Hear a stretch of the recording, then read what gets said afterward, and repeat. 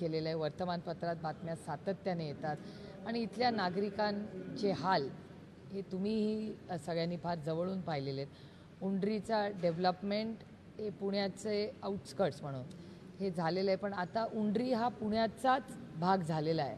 आणि एक काळ असा होता इथे शेती होती, पण आता इथे मोठे मोठे डेव्हलपमेंट झालेत आणि इथे हा जो रस्ता आहे तो स्टेट हायवेचा आहे. तो म्युन्सिपल कॉर्पोरेशनने घेऊन तो नीट करायचा आहे, त्याच्यावर निधी टाकायचा आहे. ह्याची मागणी गेले अनेक वर्ष आम्ही करतो आहे, पण काही निर्णय होत नाही आहे. त्याचबरोबर मध्ये आम्ही तिथे स्ट्रीट लाईट्स लावून घेतले. डंपर इथे सारखे येतात, त्यामुळे इथे ॲक्सिडेंट झालेले आहेत. त्याच्यातून काही मुलांचाही दुर्दैवी अपघाती मृत्यू झालेला आपण सगळ्यांनीच पाहिलेला आहे. त्यामुळे अतिशय भयानक परिस्थिती आहे. माझी महाराष्ट्र सरकार आणि पुणा म्युन्सिपल कॉर्पोरेशन त्या कमिशनरांचं सविस्तर ह्या सगळ्यांचं माझं आत्ता बोलणं झालं.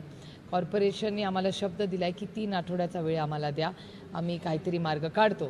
त्याच्यामुळे 3 आठवडे आम्ही पुणा म्युन्सिपल कॉर्पोरेशनवर विश्वासाच्या नात्याने वाट बघतोय की इथले डंपरचा जो इश्यू आहे, पोल्युशनचा इश्यू आहे आणि ज्या पद्धतीने ॲक्सिडेंट्स होत आहेत हे कुठेतरी तातडीने थांबलं पाहिजे.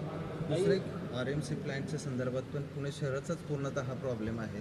गेल्या अनेक दिवसापासून आता महापालिका पर्यावरणाच्या दृष्टिकोनातून वेगवेगळे विचार करते, मात्र RMC प्लॅन्टच्या बाबतीत कुठला विचार करत नाही. पुणा म्युन्सिपल कमिशनरशी बोलतानाच त्यांनी असं सांगितलं मला की RMC प्लांट्स बरेच पुणे शहरात होते, त्यांनी ही जबाबदारी घेतल्यापासून त्यांनी एक 15 का 16 RMC प्लांट्स पुण्यातले बंद केलेले आहेत. आमची विनंती आहे पुणे शहरामध्ये जिथे जिथे प्रदूषण होत असेल तिथे तातडीने त्यांनी ॲक्शन घेतली पाहिजे आणि पर्याय सोय किंवा मार्ग त्यांनी काढला पाहिजे. काही बारामती पोटनिवडणुकीमधून काँग्रेसने आता माघार घेतलेली आहे. अर्थातच त्याचं मी स्वागतच करते आणि म्हणजे बऱ्याच गोष्टी कॅमेऱ्याच्या किंवा पडद्याच्या मागे होत असतात, त्या आज पूर्ण झालेल्या आहेत. त्याचं मनापासून समाधान आहे. पण एक गोष्ट आहे की अजूनही बरेच राहिलेले आहेत.